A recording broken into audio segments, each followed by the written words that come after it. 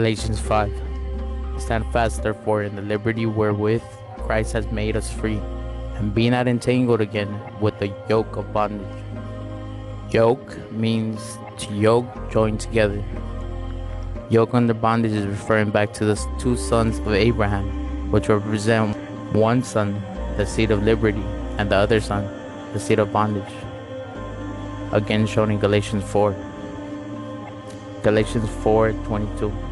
For it is written that Abraham had two sons, the one by a bondmaid and the other by a free woman. But he who was of the bondwoman was born after the flesh, but he of the free woman was by promise. Which things are an allegory, for these are the two covenants, the one from the Mount Sinai, which genereth to bondage, which is Agar.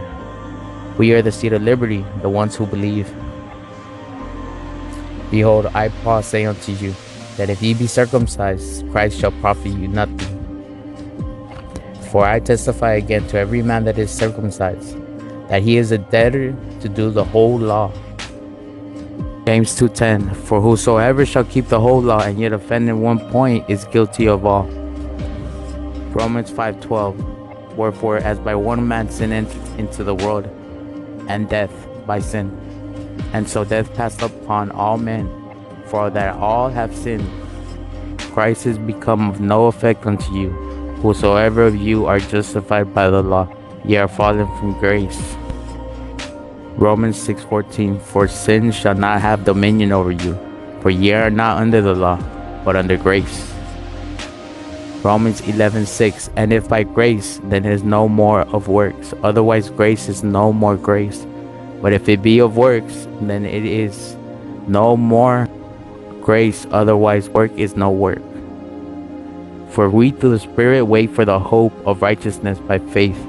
For in Jesus Christ neither circumcision availeth anything, nor uncircumcision, but faith which worketh by love. Ye did run well. Who did hinder you, that ye should not obey the truth? This persuasion cometh not of him that calleth you.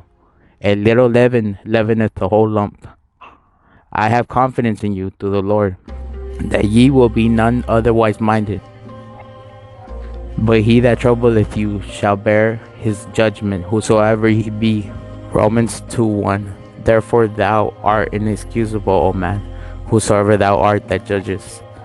For wherein thou judgest another, thou condemnest thyself, for thou that judgest doest the same things. I would they were even cut off which troubleth you. For brethren, ye have been called unto liberty. Only use not liberty for an occasion to the flesh, but by love serve one another. For all the law is fulfilled in one word, even in this, thou shalt love thy neighbor as thyself. But if ye bite and devour one another, take heed that ye be not consumed of one another. This I say then, walk in the Spirit, and ye shall not fulfill the lust of the flesh. For the flesh lusteth against the Spirit, and the Spirit against the flesh, and these are contrary to one another, so that ye cannot do the things which ye would. But if ye be led of the Spirit, you are not under the law.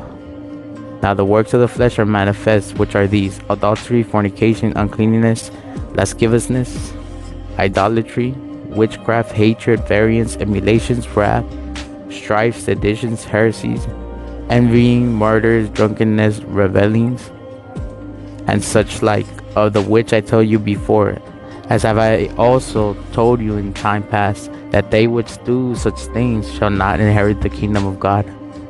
But the fruit of the Spirit is love, joy, peace, long-suffering, gentleness, goodness, and faith, meekness, temperance. Against such there is no law. And they that are Christ have crucified the flesh with affections and lusts. If we live in the Spirit, let us also walk in the Spirit. Let us not be desirous of vainglory, provoking one another, envying one another.